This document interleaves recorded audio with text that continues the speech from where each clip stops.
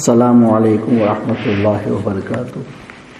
الحمدللہ رب العالمین والصلاة والسلام علی سید الانبیاء والمرسلین وعلی آلہ واصحابہ اجمعین، اما بعد فاعوذ باللہ من الشیطان الرجیم، بسم اللہ الرحمن الرحیم۔ الحاقۃ ما الحاقۃ وما ادراک ما الحاقۃ، كذبت ثمود وعاد بالقاریہ فاما ثمود فاہلکوا بالطاغیہ واما عاد فاہلکوا بريح صرصر عاتیہ سخرها عليهم 7 ليال و8 أيام حسوما فترى القوم فيها سرعا كأنهم أعجاز نخل خاوية فهل ترى لهم من باقية۔ صدق الله مولانا العظيم۔ الصلاة والسلام عليك يا رسول الله، الصلاة والسلام عليك يا حبيب الله، الصلاة والسلام عليك يا نبي الله، الصلاة والسلام عليك يا نور الله، صلی اللہ تعالی علیہ وسلم۔ میرا علیہ الصلاۃ و تسلیم کی پیاری دیوانوں، ماہ رمضان شریف کا آج 5واں روز ہے اور تفسیر قرآن کا 5واں سبق ہے۔ کل آپ نے یہ سماعت فرمایا کہ اللہ تبارک و تعالی نے ہم لوگوں کو عذاب دینے کے لیے پیدا نہیں کیا ہے، بلکہ اپنی رحمت اور اپنی قدرتوں کے اظہار کے لیے پیدا کیا ہے۔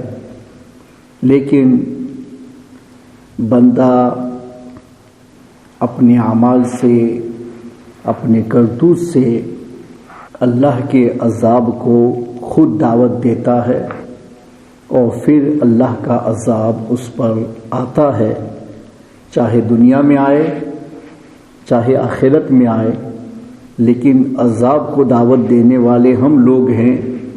اللہ کی طرف سے عذاب بلا کسی سبب کے نہیں آتا ہے۔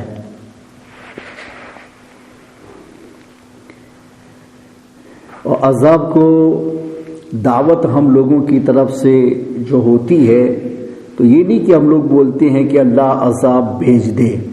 ہاں، قرآن میں ایسے بھی واقعات کا ذکر ہے کہ جس میں کافروں نے نبیوں کے سامنے کہا تھا کہ جس عذاب کی آپ بات کرتے ہیں تو اس عذاب کو لے آئیے، لیکن اکثر احوال میں ایسا نہیں ہوتا ہے کہ لوگ عذاب کو دعوت دینے والے سامنے سے بن جائیں، مگر کوئی ضروری نہیں ہے کہ سامنے سے دعوت کے الفاظ بولے جائیں تبھی دعوت ہوتی ہے۔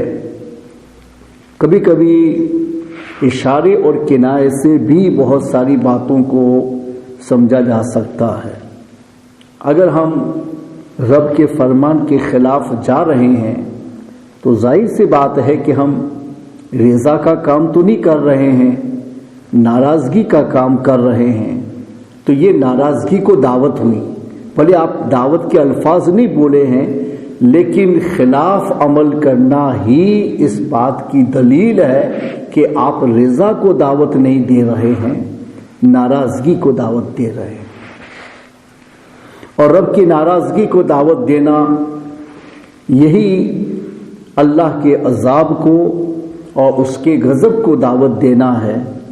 تو آدمی کو گناہ سے بچنا چاہیے، نافرمانی سے بچنا چاہیے۔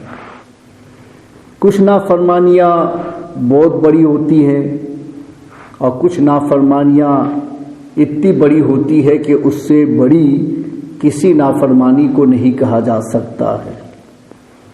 بڑی نافرمانیوں میں جیسے ان چیزوں کو اپنانا جن کو اللہ تبارک و تعالی نے ہم لوگوں کے لیے حرام کیا ہے، تو یہ بڑے گناہوں میں شمار ہوتے ہیں، اور جو جتنا بڑا گناہ ہوتا ہے وہ اتنی ہی بڑی نافرمانی ہوتا ہے۔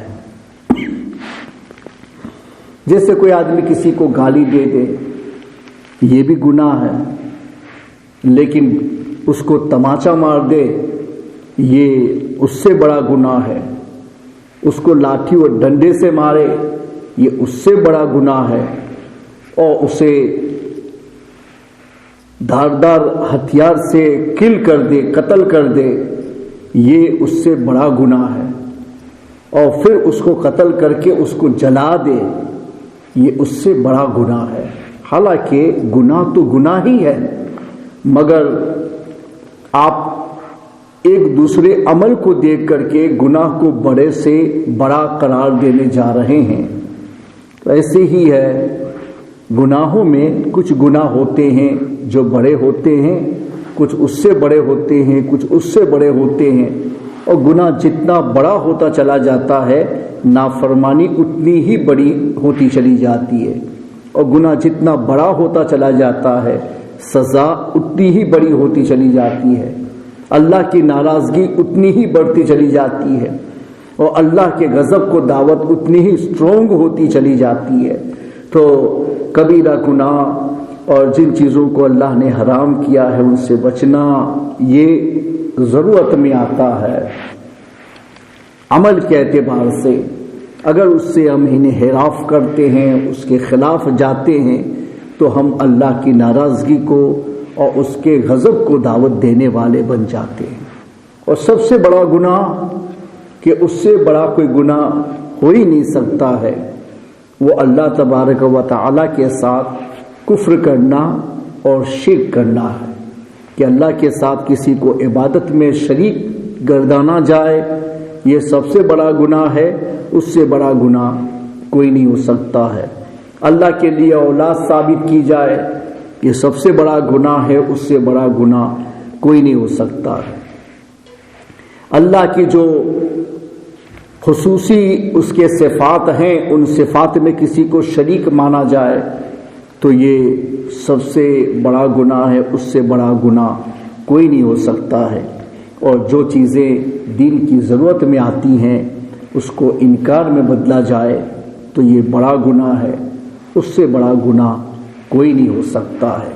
تو جو گناہ ان سب سے بڑے گناہوں سے چھوٹے ہیں لیکن ہے بڑے، مگر یہ اضافی نسبتیں ہوتی ہیں، یہ اس سے بڑا، یہ اس سے بڑا، یہ اس سے بڑا ہے، سب بڑے، مگر کوئی کس سے بڑا ہے تو کفر و شرک یہ سب سے بڑے گناہ ہیں، اور کفر و شرک کرنے والا یہ اللہ کے غضب کو دعوت دیتا ہے، اللہ کی ناراضگی کو دعوت دیتا ہے، اللہ کے عذاب کو دعوت دیتا ہے، اور ایسا ہوگا ہی، چاہے دنیا میں نہ ہو کہ دنیا دارالامتحان ہے، تو یہاں آپ کو عمل کرنے کے لیے بھیجا ہے، حساب و کتاب آخرت میں ہے، تو اس لیے ایسا ہو سکتا ہے کہ کوئی آدمی مسلسل نافرمانی کرے اور اسے دنیاوی عذاب میں سے کچھ نہ پہنچے اور دنیاوی تکالیف میں سے اسے کچھ نہ ملے، لیکن دنیاوی تکالیف اور دنیاوی مصائب یہ عذاب ہی ہیں، اس کو ہر اعتبار سے فائنڈ کر لینا بڑا مشکل ہے۔ لیکن آخرت کا عذاب یہ واقعتاً عذاب ہے، اور آخرت کے عذاب کو اللہ نے عذاب ہی کے نام سے پیدا کیا ہے، اور دنیا کی چیزوں کو عذاب کے نام سے پیدا نہیں کیا۔ یہ اور بات ہے کہ ہمارے لیے تکلیف کی باعث بن جائے تو ہم اس کو عذاب میں شمار کر لیں، مگر اس کو عذاب کے لیے اللہ نے بنایا نہیں ہے۔ لیکن آخرت میں جہاں تک جہنم کا سوال ہے تو اللہ نے اس کو عذاب ہی کے لیے بنایا، اور قرآن میں جگہ جگہ پر عذاب ہی کے تذکرے میں اس کو شمار کیا گیا ہے۔ اس وجہ سے دنیا میں کوئی کتنی بڑی تکلیف ہو، کتنی بڑی مصیبت ہو، کتنی بڑی آفت ہو، چاہے آپ اس کو کتنا بڑا سمجھ لیں، لیکن وہ آخرت کی تکلیف اور اس کے عذاب کے مقابلے میں کچھ بھی نہیں ہے، بلکہ یہ سمجھو کہ یہ اس کے مقابلے میں اگر آ جائے نا تو اس کو آپ راحت سمجھ لیں گے اس عذاب کے مقابلے۔ اتنے بڑے عذاب اللہ نے آخرت میں رکھے ہیں، تو اگر دنیا میں نافرمانیوں کی بنیاد پر یا کفر و شرک کی بنیاد پر اللہ کے عذاب کو دعوت دی جائے اور وہ عذاب نہ بھی آئے دنیا میں، تب بھی اس کا مطلب یہ نہیں کہ عذاب آپ کو نہیں چھوئے گا، یقیناً عذاب آپ کو چھونے والا ہے، یہاں نہیں تو آخرت میں عذاب آپ کو ہوگا۔ اس لیے گناہوں سے عذاب کو یقیناً دعوت ملتی ہے، کہیں نہ کہیں چل کے آپ کو اس سے دوچار ہونا پڑے گا۔ رہ گئی دنیا کی تکلیفیں، تو اس کو عذاب کہنا مشکوک ہے۔ کیوں مشکوک ہے؟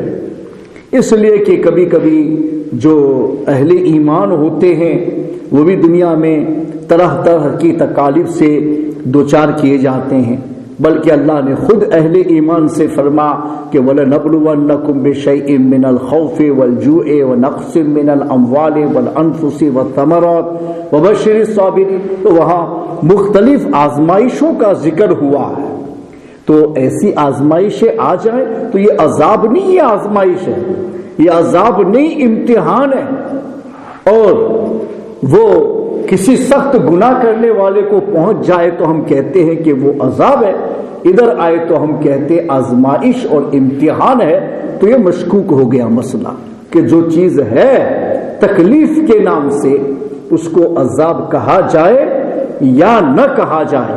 تو دنیا کی تو تکلیف بھی عذاب میں ہے یا نہیں ہے وہ مشکوک مسئلہ ہے، مگر گناہوں کی وجہ سے جو صحیح معنوں میں عذاب ہوگا وہ آخرت میں ہوگا۔ اس وجہ سے اہل اسلام کو خاص طور پر اپنے آپ کو نافرمانیوں سے بچانے کی ضرورت ہے کہ نافرمانیاں اللہ کی ناراضگی، اس کے غضب اور اس کے عذاب کو دعوت ہوتی ہے، الفاظ میں نہ صحیح مگر اشارتاً کنایتاً یہی مفہوم اس سے ثابت ہوتا ہے کہ ہم اس کے ناراضگی اور غضب کو دعوت دے رہے ہیں۔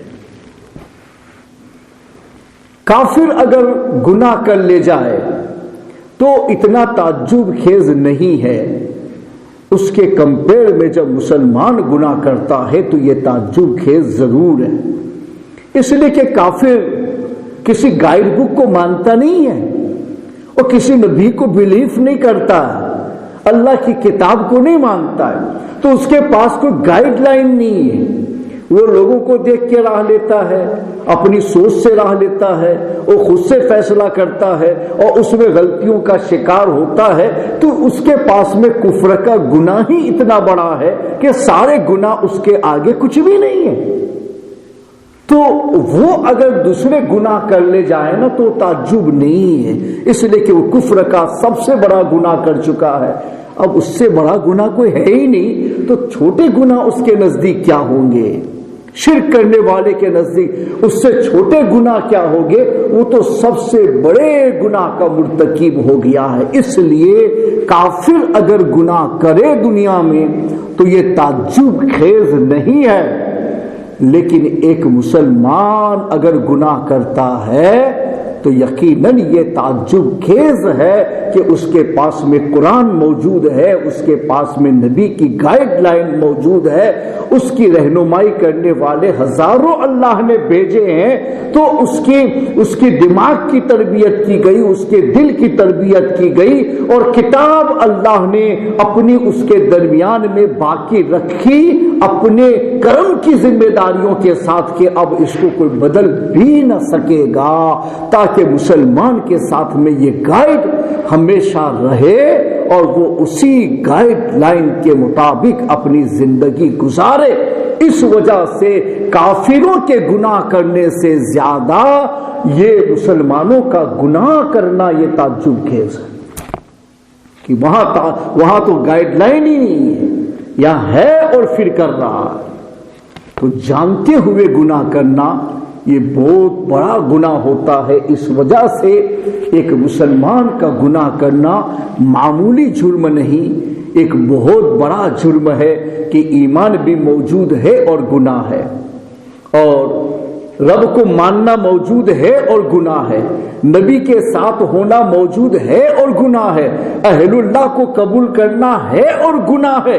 یہ اپوزٹ جا رہا ہے، نبی کے ساتھ ہے اور گناہ نہیں ہو سکتا، قرآن کے ساتھ ہے اور گناہ نہیں ہو سکتا ہے، اہل اللہ کے ساتھ ہے اور گناہ نہیں ہو سکتا ہے کہ وہاں گناہ ہے ہی نہیں۔ کوئی گناہ سے پاک ہے تو کوئی گناہ سے محفوظ ہے، تو وہاں گناہ ہونا ہی نہیں چاہیے، اور ان کے ساتھ رہنے والا اگر گناہ کرتا ہے تو یہ اس کا جرم بہت بڑا ہے کہ وہ اچھی جگہوں کے اندر رہ کر کے اچھے لوگوں کے ساتھ مل کر کے پھر وہ شیطان کے ہاتھ میں کیسے لگا ہوا ہے اور کیسے وہ گناہ کر رہا ہے۔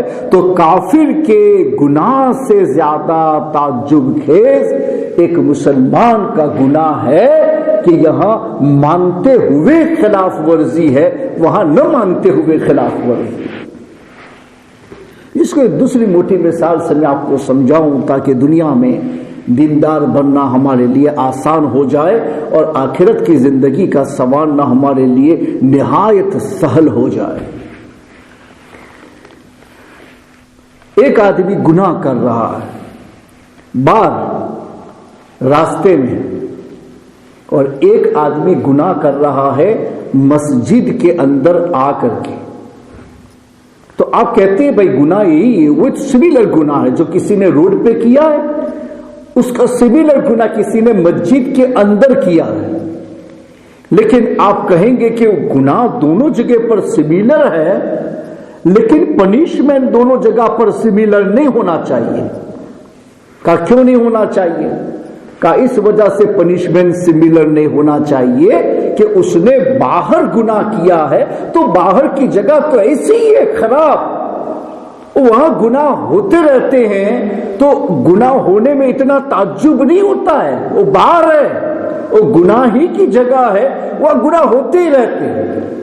لیکن ایک آدمی وہی گناہ مسجد کے اندر آ کے کرتا ہے تو آپ کہتے ہیں اس کو سخت سزا دو کہ گناہ بھی کیا، خدا کے گھر کے اندر کیا، خدا کے گھر کا پاس و لحاظ بھی نہیں کیا، تو اس کا گناہ سملر ہوتے ہوئے اب سملر نہیں ہے، چونکہ اس نے مقدس جگہ کے احترام کو بھی پامال کیا ہے اور اس نے گناہ کیا ہے۔ اس لیے میں کہتا ہوں کہ ایک مسلمان کا گناہ جتنا تعجب خیز ہے اتنا ایک کافر کا گناہ تعجب خیز نہیں ہے کہ وہ تو کفر ہی کی جگہ پر ہے، وہ گناہ ہی گناہ ہے، وہ نافرمانی ہی نافرمانی ہے، وہ رہ کر کے وہ کر رہا ہے تو ہم سمجھتے ہیں کہ وہ تو کفر ہی کی جگہ پر ہے، وہ غلاظت ہی میں ہے اور غلاظت میں پھنسا ہوا ہے تو کون سے تعجب کی بات ہے۔ مگر ایک آدمی مسجد میں ہوتے ہوئے اس غلاظت میں مبتلا ہو جاتا ہے تو یہ تعجب خیز بن گیا ہے کہ یہاں گناہ بھی ہے اور نسبت کے ادب کو پامال کرنا بھی ہے۔ اس وجہ سے مسلمان کی گناہوں کی گرفتاری بہت جلد ہو جاتی ہے کافروں کے گناہوں کے بنسبت، چونکہ وہ بن چکا ہے خدا کا اور پھر وہ خلاف جا رہا ہے۔ جیسے ایک آدمی، دوسری ایک موٹی مثال دوں، جیسے ایک آدمی دشمن ہے، پہلے سے آپ کا دشمن ہے، وہ خود بھی کہتا ہے کہ میں تمہارا دشمن ہوں، آپ کو بھی پتا ہے کہ وہ تمہارا دشمن ہے، اور پھر وہ تمہارے خلاف مکر کرے، وہ تمہیں دھوکہ دے، وہ تمہیں فریب دے، وہ تمہیں ستائے، وہ تمہیں ہر طرح کی تکلیف پہنچائے، تو تم سمجھتے ہو کہ چلو یا وہ تو پہلے سے دشمن ہے اور وہ ایسا ہی کرتا ہے۔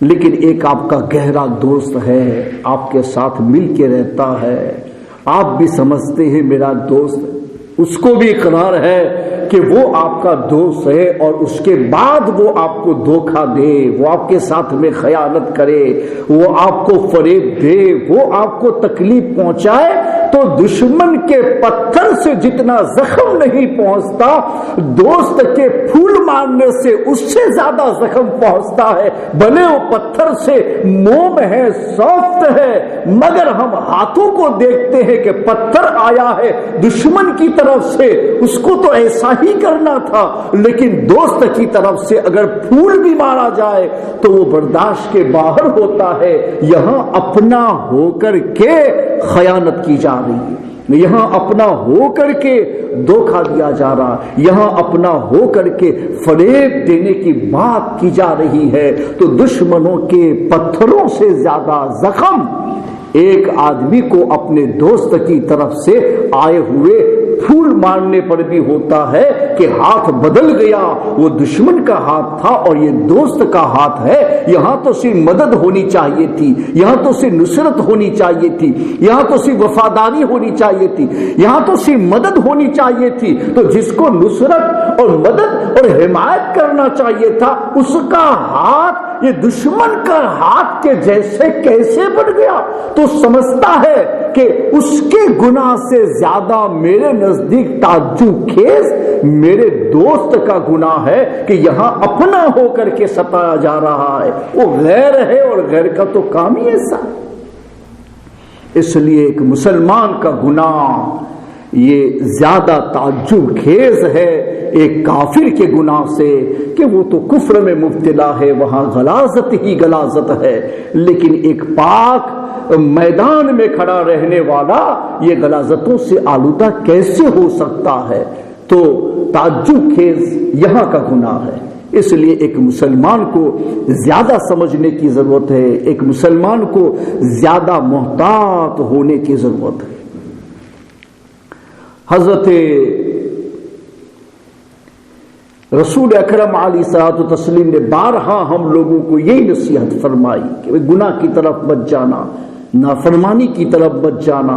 اور قرآن مجید فرقان حمید نے ایک اصطلاح قائم کی ہے کہ جس سے گناہ کرنے والے کو ایک بہت بڑا احساس پیدا ہوتا ہے، اور گناہ سے توبہ کرنے کو اسے صرف اس الفاظ کی بنیاد پر توفیق مل سکتی ہے۔ وہ آپ کو میں قرآن کی اصطلاح بتاتا ہوں۔ وہ قرآن کی اصطلاح کیا ہے کہ جس پر آدمی کو صرف لفظ کی بنیاد پر اپنے آپ کو سنبھالنے کی توفیق مل سکتی ہے۔ دیکھو سب لوگ یہی بولتے ہیں بھائی گناہ ہو جائے کہ توبہ کرو توبہ کرو، مگر کوئی معنی سمجھتا نہیں ہے۔ توبہ کرنے کو اتنا ہی سمجھتا ہے کہ ہم نے گناہ سے معافی مانگ لو اور پھر آئندہ گناہ نہ کرنے کا وعدہ کر لو، لوگ اتنا ہی سمجھتے ہیں، مگر اس کا لفظی معنی کیا ہے، اس کے لیے توبہ کے لفظ کو کیوں پک کیا گیا اور پھر اس کو یہاں کیوں استعمال کیا گیا۔ قرآن مجید فرقان حمید میں اس معافی کو جگہ جگہ پر توبہ توبہ کے نام سے کیوں تعبیر کیا گیا، کسی اور لفظ کو کیوں نہیں وہاں اس جگہ پر رکھا گیا، توبہ اور استغفار کا لفظ وہاں ڈائریکٹ یوز کیوں نہیں کر لیا گیا، توبہ کا لفظ کیوں استعمال کیا؟ یہ ایک قرآن کی ایسی گائیڈ لائن ہے کہ ایک مسلمان اس لفظ کا اگر مطلب سمجھ لے تب بھی گناہوں سے رجوع کرنے کے لیے اس کے لیے یہ انف ہو سکتی ہے نصیحت، اس کے علاوہ دوسری نصیحت کی اس کو حاجت ہی نہیں۔ توبہ، توبہ کا صحیح معنی ہے رجوع، واپس آنا، رجوع کرنا، واپس آنا۔ واپس آنے کا مطلب کیا ہوا؟ اس کا مطلب ہوا آپ کہیں چلے گئے تھے، اس لیے آپ سے کہا جائے واپس آ جاؤ۔ دوست کے ساتھ آپ نہیں تھے، اس لیے آپ سے کہا جائے واپس آ جاؤ۔ آپ کسی غلط راہ پر چلے گئے تھے، اس لیے کہا جا رہا واپس آ جاؤ۔ آپ اپنا مرکز چھوڑ چکے تھے، اس لیے کہا جا رہا واپس آ جاؤ۔ جس کی دعوت آپ کو دی گئی تھی ایمان کے ذریعے سے، آپ اس کو فراموش کر چکے تھے، اس لیے کہا جا رہا ہے واپس آ جاؤ۔ تو توبو کا مطلب ارجعو ہے، واپس آ جاؤ۔ توبو یعنی ارجعو، واپس آ جاؤ۔ یہ لفظ بتا رہے ہیں کہ تم اپنے دوست کے پاس سے بھاگ گئے تھے، وہ دوست تمہیں پکار کے کہتا ہے ایمان کے ساتھ تم نے دوستانہ کا اعلان کیا تھا، اب نافرمانی کے ساتھ تم کدھر چلے گئے تھے؟ تم نے غلط راستے کو لے لیا تھا۔ غلط روی سے منازل کے بود بڑھتے ہیں، مسافروں روی سے کارواں بدل ڈالو، جگہ جگہ کے تمہیں سو گئے ہیں ہنگامے، نشاط و لذت خواب گرا بدل ڈالو۔ کشتی کنارے پہ اب بھی لگ تو سکتی ہے، ہوا کے روح پہ چلو، بات بدل ڈالو۔ یہ کشتی ہے زندگی کی جس میں تم بیٹھے ہو، یہ پوری دنیا جو ہے وہ آفتوں کا ایک سمندر ہے، اور اس میں اللہ نے اسلام و ایمان کے نام کی ایک کشتی آپ کو عطا فرمائی، ایک بوٹ آپ کو عطا فرمائی ہے۔ یہ دنیا کے ہلاکت کے سمندر میں تم ڈوب نہ جاؤ، تمہاری زندگی ہلاک و برباد نہ ہو جائے، اس وجہ سے اللہ نے ہم لوگوں کے لیے بطور روحانیت ایک کشتی ہمارے لیے تیار کی، اور وہ کشتی ہم لوگوں کو عطا فرمائی کہ لو اس دنیا کے سمندر میں، اس کی ہلاکتوں میں برباد مت ہو جانا، میں تجھے بچانے کے لیے ایک کشتی دے رہا ہوں۔ وہ کشتی اللہ نے اسلام و ایمان کے نام سے ہمیں عطا فرمائی۔ ہر زمانے میں اسلام و ایمان کے نام سے وہ کشتی آئی، جس نے اس کشتی میں اپنے آپ کو سوار کر لیا وہ محفوظ رہا، دنیا میں بھی اور آخرت کی ہمیشہ کی زندگی میں محفوظ رہے گا۔ اور جس نے اس کشتی کو نہیں اپنایا، اس میں نہیں بیٹھا، وہی آدمی دنیا کے سمندر میں بہہ گیا، ہلاک ہو گیا، دنیا میں بھی برباد ہو گیا، آخرت کی ہمیشہ کی زندگی اس کی برباد ہو گئی۔ تو اللہ نے ہمیں کشتی دی ہے اسی لیے تاکہ ہم اس سے پار ہو کر کے جنت تک پہنچ جائیں۔ تو اسلام کی کشتی ہے، رجوع، توبو، واپس آؤ، رجوع کرو، اس لیے کہ تم کسی اور کے ساتھ چلے گئے تھے، بات بدل ڈالو۔ تمہاری کشتی کے جو ناخدا ہے اس کو چلانے والے وہ اللہ کے نبی محمد رسول اللہ صلی اللہ علیہ وسلم ہیں، جن کو اللہ نے تاجدار کائنات بنا کر کے تمہارے درمیان جلوہ گر کیا ہے، سید الانبیاء بنا کر کے جلوہ افروز کیا ہے۔ وہی تمہاری اسلام و ایمان کی کشتی کے ناخدا ہیں، اور ایمان و اسلام کی کشتی کو چلانے والے وہی ہیں۔ ہمارے نبی چلا رہے ہیں، یہ کشتی محفوظ جا رہی ہے، مگر اس کشتی کے اندر سے تم ناخدا کو بدل ڈالو تو پھر شیطان کے حوالے ہو جاؤ گے، شیطان کی کشتی میں جاؤ گے تو بچنے والے نہیں ہو، دنیا میں بھی تباہ ہو جاؤ گے، آخرت میں بھی تباہ ہو جاؤ گے، اس لیے کہ شیطان اپنے آپ کو ناخدا بن کے کشتی کا اپنے آپ کو نہیں بچا سکا تو اس کے ساتھ بیٹھنے والوں کو کیسے بچا سکے گا؟ ایک نبی ہے جو معصوم بھی ہوتا ہے، محفوظ بھی ہوتا ہے، نافرمانی نہیں کرتا، گناہ نہیں کرتا، جو کچھ کرتا ہے اللہ کے حکم پر عمل کرتا ہے، وہی تمہارے ساتھ رہے گا تو گناہ نہیں ہوگا۔ تو توبہ کا مطلب یہ ہوا کہ تم اپنے دوست کو چھوڑ کے کسی اور طرف چلے گئے تھے، اس لیے رب کی طرف سے اعلان ہوتا ہے، اے مومن، اے مسلم، تو نے تو دم بھرا تھا کہ ہم خدا کے ساتھ ہے، یہ گناہ کر کے تو شیطان کے ساتھ کیسے چلا گیا؟ واپس چلا، توبو الی اللہ توبۃ نصوحا، اللہ کی طرف رجوع کر کے چلا، اس لیے کہ تو خدا کی طرف تھا ایمان کے ساتھ، گناہ کر کے تو شیطان کی طرف چلا گیا تھا، اس لیے توبو کے ذریعے سے قرآن نے توبہ کی اصطلاح کو جاری کیا کہ اس لفظ کو سننا ہی ایک مومن کے لیے سب سے بڑی نصیحت بن جائے کہ گناہ رب کی طرف نہیں لے جاتا، رب سے خلاف کر کے شیطان کی طرف لے جاتا ہے، گناہ جنت کی طرف نہیں لے جاتا، جنت سے ہٹا کر کے جہنم کی طرف لے جاتا ہے۔ صرف نیکیاں ہی ایسی چیز ہے، اطاعت ہی ایسی چیز ہے جو جنت سے بھی نزدیک کرتی ہے، اللہ سے بھی نزدیک کرتی ہے، اس کی رضا سے بھی نزدیک کرتی ہے، اور خوشی سے بھی نزدیک کرتی ہے، اور گناہ میں صرف وبال ہی وبال ہے، اس کے سوا کچھ بھی نہیں ہے۔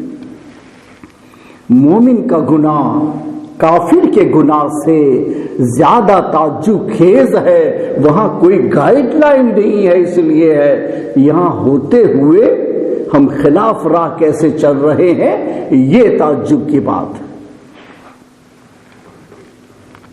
متعلق ہونے والا، اچھوں سے متعلق ہونے والا اچھا بن جاتا ہے، مگر پتہ نہیں چلتا ہے کہ ہم نے اچھوں سے متعلق ہونے کا دعویٰ کیا اور پھر نافرمانی پر نافرمانی ہم کیوں کیے جا رہے ہیں۔ کافروں کو تو ہمیں دیکھ کر کے راہ پر آنا چاہیے، بجائے اس کے کافروں کو دیکھ کر کے ہم کیسے بے راہ ہو رہے ہیں۔ لا یغرنک تقلب الذین کفروا فی البلاد متاع قلیل ثم مأواہم جہنم وبئس المہاد۔ قرآن پاک میں اللہ فرماتا ہے لا یغرنک تقلب الذین کفروا فی البلاد، ملکوں میں کافروں کا ہرنا پھرنا تمہیں تعجب میں نہ ڈالے، دھوکے میں نہ ڈالے۔ لا یغرنک تقلب الذین کفروا فی البلاد، کہ وہ کیسے عیش کے ساتھ جی رہا ہے، وہ کیسے نعمتوں میں اپنے آپ کو یعنی عیش و آرام کے ساتھ میں جلا رہا ہے۔ کافر کو مت دیکھنا وہ کیسے جیتا ہے، کافر کو مت دیکھنا وہ کیسے زندگی گزارتا ہے، کافر کو مت دیکھنا وہ نعمتوں سے کیسا لطف اندوز ہو رہا ہے، اس لیے کہ وہ تیرے گائیڈ میں آتا ہی نہیں ہے۔ وہ تو دشمن ہے کفر کی بنیاد پر خدا کا، اس نے تو پہلے سے کہہ دیا کہ وہ شیطان کے ساتھ میں ہے، اور جو شیطان کے ساتھ میں ہوتا ہے وہ رحمان کے ساتھ میں نہیں ہوتا ہے۔ تو مومن ہے تو رحمان کے ساتھ میں ہے، تو اس شیطان کو بھی نہیں دیکھنا ہے اور شیطان کے پیروکار کو بھی تمہیں نہیں دیکھنا ہے، اس لیے کہ وہ گائیڈ کرنے والے لوگ نہیں ہیں، مس گائیڈ کرنے والے لوگ، اوپن ورز میں مس گائیڈ کرنے والے لوگ۔ لا تغرنک تقلب الذین کفروا فی البلاد، اللہ نے فرما دیا کہ اس کی طرف نظر بھی مت کرنا، دھوکہ کھا جائے گا، فریب کا شکار ہو جائے گا۔ ان کے پاس میں نعمتیں ہیں، اس کا کیا؟ تو اللہ فرماتا متاع قلیل، وہ جو کچھ ہے وہ دنیا ہے، یہی تک ہے، آگے نہیں ہے، ایک فریب ہے جو آنکھوں کو دکھتا ہے۔ کل متاع الدنیا غرور، قرآن فرما کل متاع الدنیا غرور، محبوب فرما دو دنیا کا سامان ایک دھوکہ ہے۔ اور دھوکہ کسے کہتے ہیں؟ دکھے کچھ ہو کچھ، یہ اچھا دکھتا ہے مگر ہے نہیں، اچھا نظر آتا ہے مگر ہے نہیں، اچھا محسوس ہوتا ہے مگر ہے نہیں، حقیقت میں وہ خطرہ ہی ہے۔ تو قرآن فرماتا ہے یہ دنیا ہی دھوکہ ہے، اس کے پاس میں جو تجھے نظر آ رہا ہے وہ حقیقت نہیں ہے، دھوکہ ہے، وہ فنا ہو جائے گا، وہ ختم ہو جائے گا، یہیں پہ رہ جائے گا، آنے والی زندگی میں اس کا ساتھ دینے والا نہیں بنے گا۔ اس لیے اس چیز کو مت دیکھنا جس کو پیدا کرنے والا رب دھوکہ کہہ رہا ہے، جو پیدا کر رہا وہی کہتا وہ دھوکہ ہے، یہ دنیا دھوکہ ہے، دنیا کا سامان دھوکہ ہے، دنیا کی نعمتیں دھوکہ ہے، جو کچھ نظر آ رہا ہے دھوکہ ہے، دھوکہ رب کہہ رہا ہے، بنانے والا میں نہیں کہہ رہا ہوں، پیدا کرنے والا کہہ رہا ہے دھوکہ ہے۔ تو فرماتا ہے وہ دھوکہ ہے، متاع قلیل، یہ متاع قلیل ہے، اس کو مت دیکھنا۔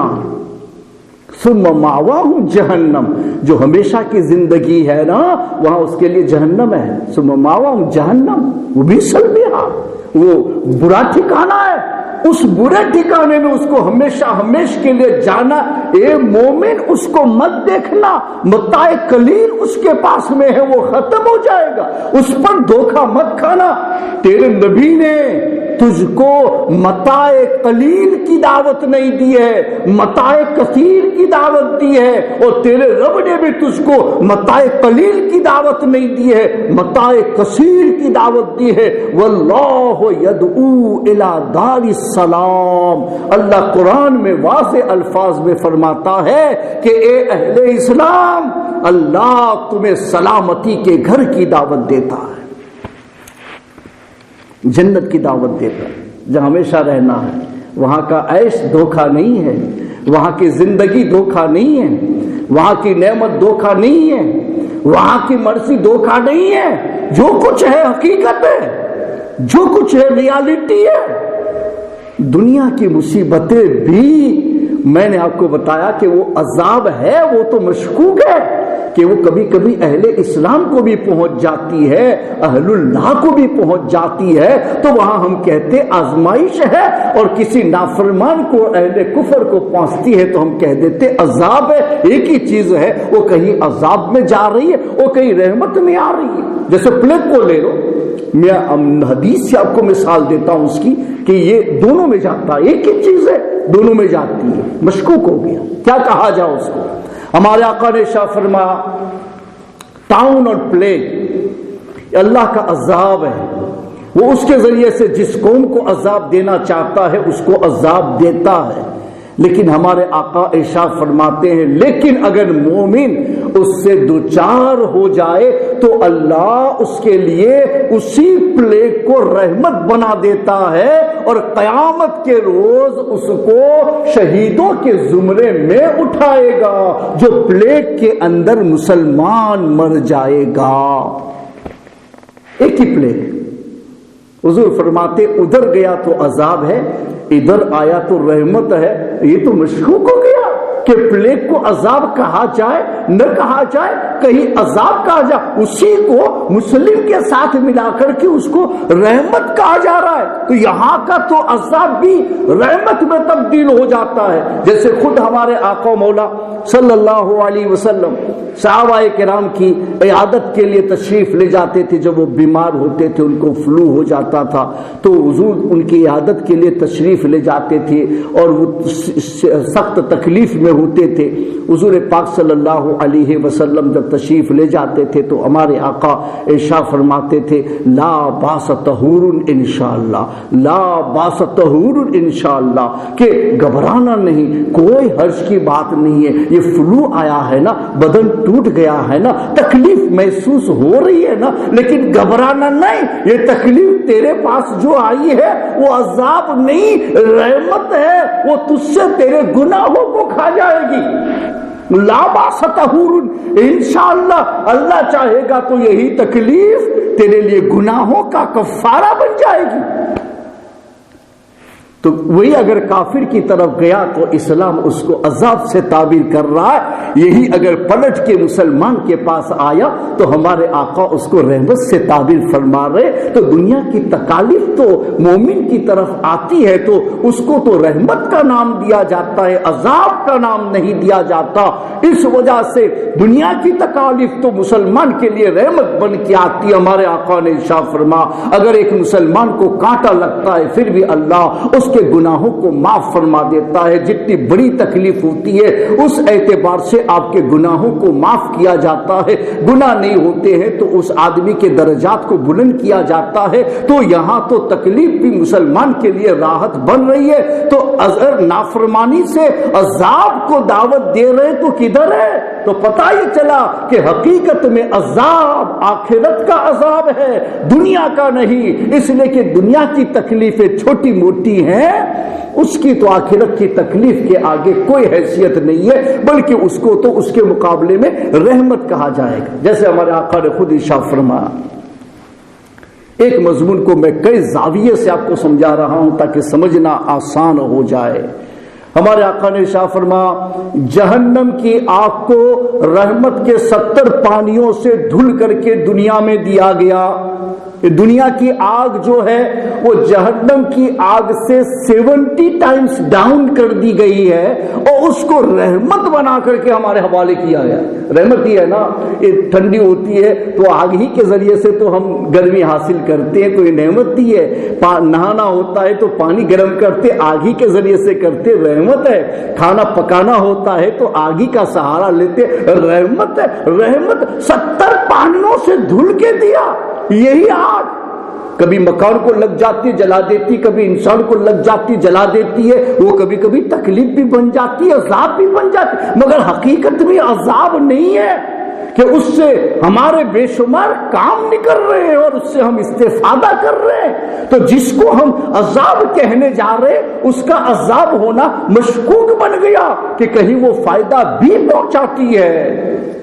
عذاب حقیقت میں آخرت کا عذاب ہے۔ اس وجہ سے جب صحابہ کرام مسجد نبوی بنا رہے تھے، اس کے لیے پتھر لا رہے تھے، مسجد کی تعمیر ہو رہی تھی، ہمارے آقا مولا صلی اللہ علیہ وسلم بھی بنفس نفیس اس میں شریک ہو کر کے کام انجام دیتے تھے، تو ہمارے آقا مولا صلی اللہ علیہ وسلم صحابہ کرام کی اس محنت کو دیکھ کر کے ارشاد فرماتے تھے، لا عیش الا عیش الآخرہ فاغفر الانصار والمہاجرہ، حقیقت میں زندگی آخرت کی زندگی ہے، عیش و آرام تو آخرت کا عیش و آرام ہے، یہ اللہ انصار و مہاجر کی مغفرت فرما دے۔ یہ تکلیف جو ہمارے پاس میں ہے وہ دنیا کی تکلیف ہے، وہ تو راحت بھی بن جائے گی۔ میرے مولا حقیقت میں ہمیں آخرت کا عیش چاہیے،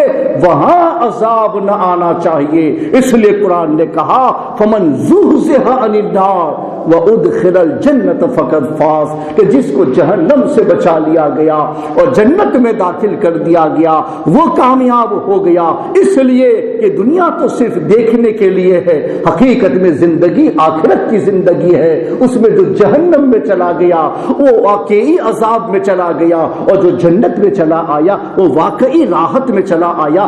اس وجہ سے ایک مومن کو دنیا کی طلب میں لگنا چاہیے، مگر اتنا نہیں کہ اپنی آخرت کو نقصان پہنچائے۔ اگر دنیا ملنے سے آخرت کو نقصان پہنچا رہا ہے تب تو وہ متاع قلیل کو لے کر کے متاع کثیر کو چھوڑ رہا ہے، وہ وقتی زندگی کو لے کر کے دائمی سرور کو چھوڑ رہا ہے، وہ ایک دھوکے کی زندگی کو اپنا کر کے ہمیشہ کی صحیح زندگی کو پامال کر رہا ہے۔ یہ دھوکہ کافر کھا سکتا ہے، اس لیے کہ اس کی گائیڈ لائن پر شیطان بیٹھا ہوا ہے، مومن نہیں کھا سکتا، اس لیے کہ اس کی کشتی کا نگہبان یہ سرور عالم صلی اللہ علیہ وسلم ہے۔ اس لیے میں آپ سے کہتا ہوں کہ گناہ کا وبال بڑا خطرناک ہے۔ یہ گناہ اگر کفر کی زمین پر نظر آتا ہے تو اتنا تعجب خیز نہیں ہے جتنا کہ ایک مومن کے پاس گناہ خطرناک نظر آتا ہے، تعجب خیز نظر آتا ہے۔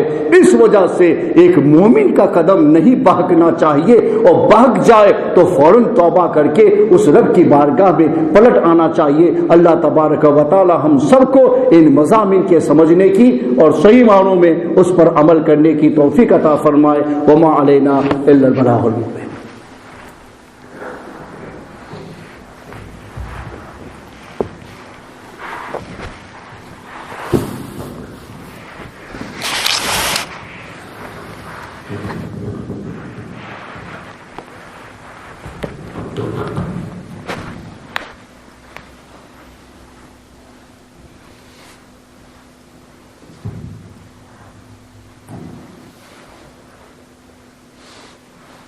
الحمد لله رب العالمين والصلاة والسلام على سيد الأنبياء والمرسلين وعلى آله وصحبه وبارك وسلم.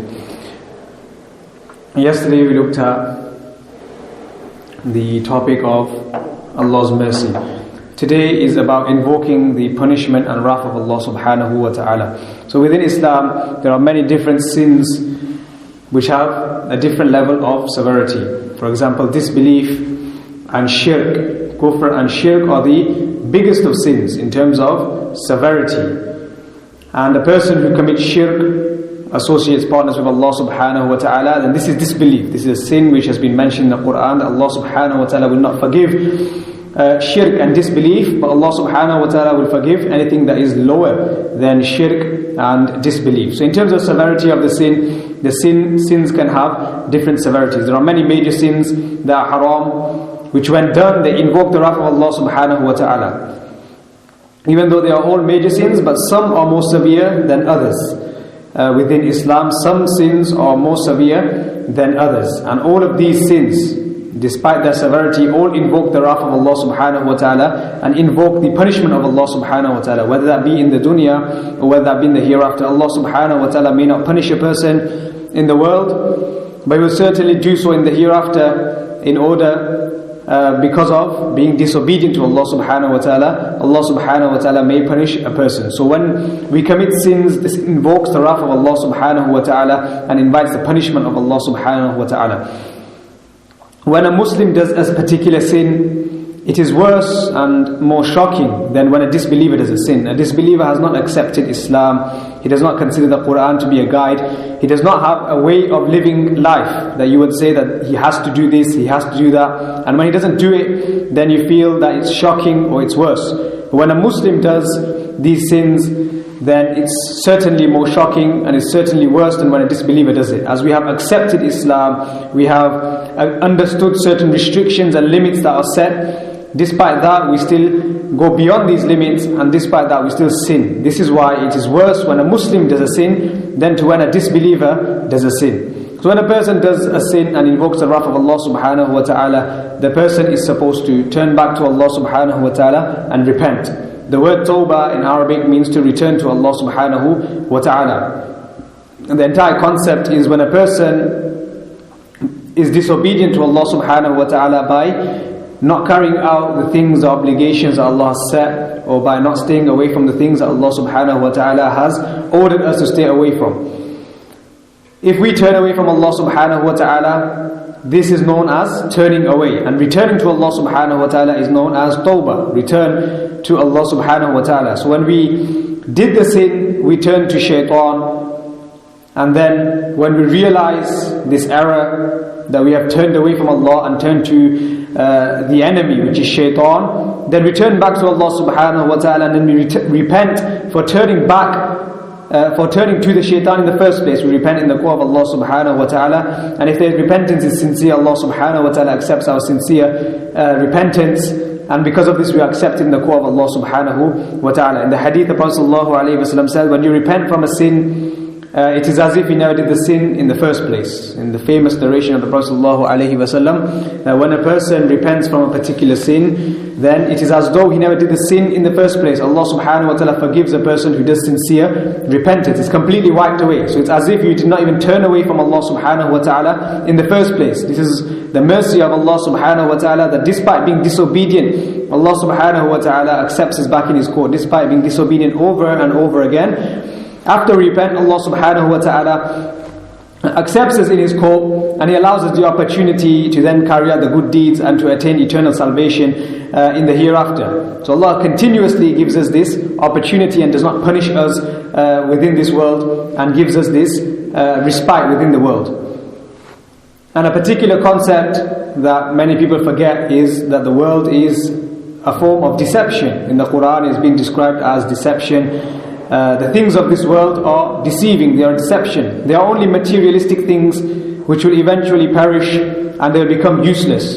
Despite that, people spend their entire life in pursuit of materialistic things, and they forget about the hereafter, and they have nothing, and they have not prepared anything for the hereafter. So the Quran describes this world as a deception. Allah subhanahu wa ta'ala created the world in the first place, so it is He who knows the description of the world best. He created it in the first place, so He understands the world more than anyone. And Allah subhanahu wa ta'ala describes this world as a deception. So we have to understand that Allah subhanahu wa ta'ala knows better, knows more than anyone or anything. So Allah subhanahu wa ta'ala has described it as a deception, so we should understand that this world is a deception, and the things of this world are only temporary. That even though we acquire things that are temporary, we should still not forget about the hereafter, and we should not let the world or the love of the world settle within our hearts.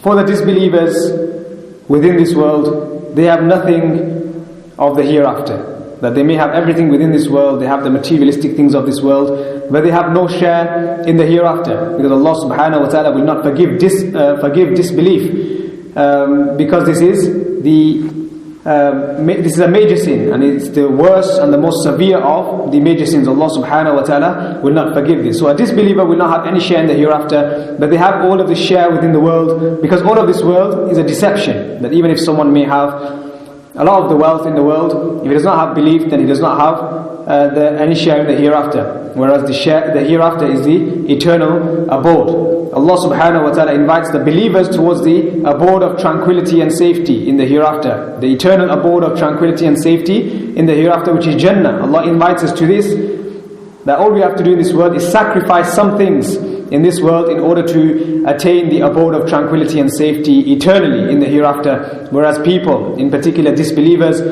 they adopt the materialism of this world, and they forget entirely about the hereafter, and they have no share in the hereafter, which is an eternal abode. So it's rather foolish for a person to prepare or for something, or to keep something that is temporary and sacrifice something that is eternal. So we should not damage our hereafter for something that is temporary within this world and temporary pleasure within this world, which is all a deception. It only lasts a little while and then it is destroyed. With regards to punishments, Allah subhanahu wa ta'ala punishes those whom He wills. Allah subhanahu wa ta'ala can punish whoever He wills, but Allah subhanahu wa ta'ala gives many people the chance to turn back to Him before He punishes them in this world, or even in the hereafter. A person still has the opportunity to repent and turn to Allah subhanahu wa ta'ala, even if he has done many sins, even if he has been a disbeliever, even if he has become a disbeliever, or a person is a disbeliever, he can repent and turn to Allah subhanahu wa ta'ala, and Allah subhanahu wa ta'ala will forgive him in the world. But once a person dies, then he will not be forgiven. Allah subhanahu wa ta'ala will not forgive the sin of disbelief after death. So within the dunya itself, a person can repent and receive eternal salvation in the hereafter, despite being a disbeliever in the world, as long as they repent before they die. The Prophet ﷺ has explained with regards to punishments within the world or afflictions within the world, that even though there may be many afflictions within the world, these afflictions do not go unnoticed by Allah subhanahu wa ta'ala. A person may go through many calamities.